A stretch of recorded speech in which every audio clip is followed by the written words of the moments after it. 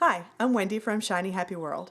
I get a lot of questions about how to wrap double fold bias tape around a corner so that you get a nice, neat, mitered edge. And that's what I'm going to show you today.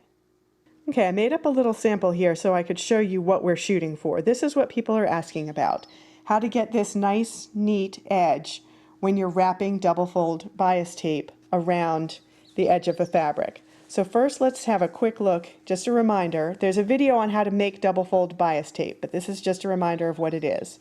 This is when you've got a strip of fabric, the edges are folded in toward the center and pressed, and then the whole thing is folded in half.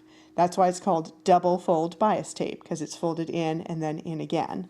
And you wrap this nicely. It can be a nice way to finish the edges of fabric. You just fold it over the edge and stitch it down. So the question that people have had is how to get this nice, neat, mitered corner. And that's what I'm going to show you how to do. So we're going to take it over to the sewing machine. I've got the contrasting thread in there, and I'll show you what we're going to do. Okay, the first thing I'm going to do is wrap this around the edge. You want to make sure that the edge of your fabric is going all the way up into that fold. I'm going to wrap it around the edge, and I'm going to sew.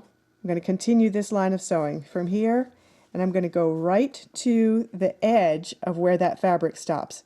It's very important not to go past that edge. If you need to stop a stitch or shoot's too short, that's better than going too far. So that's what we're going to do first.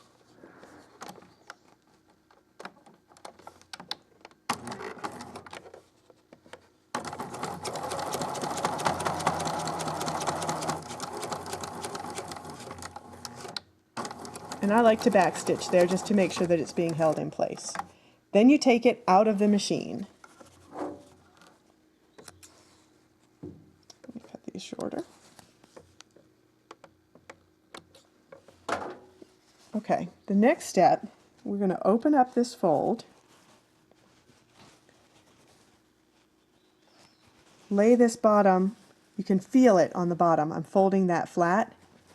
That allows me to, again, get this fabric, and I'm going to set it down. Once I get it folded into a little point there, I'm going to set it down and make sure that I'm getting the edge of the fabric right into the fold of the bias tape. So you can see down here it's folding over neatly, and up here I need to just push my finger in there and make sure that I get a nice, neat, mitered fold.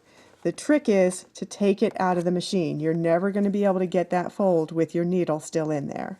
So hold it all in place, slide it under the presser foot, do a couple of back stitches to secure it at the front end.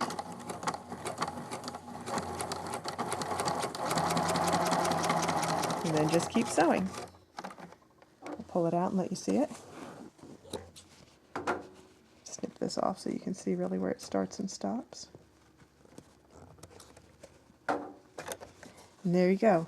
So it's not sewn down here. You could actually stick something up underneath there. So if you wanted to, you could run a little bit of extra stitching there, but I don't find you need it. It never is going to come unfolded there. And let me show you from the back. Got my thread tail there still, but you can see that it just goes right up to the fold there on the back too, and continues on. So that's it. That's how you get a nice, neat, mitered corner when you're wrapping double fold bias tape around a corner. The trick is to sew right up to the edge of where the fabric stops inside the bias tape, and then stop and take it out of the machine before you round that corner and fold your miters in. I'm Wendy from Shiny Happy World. I'll see you next time.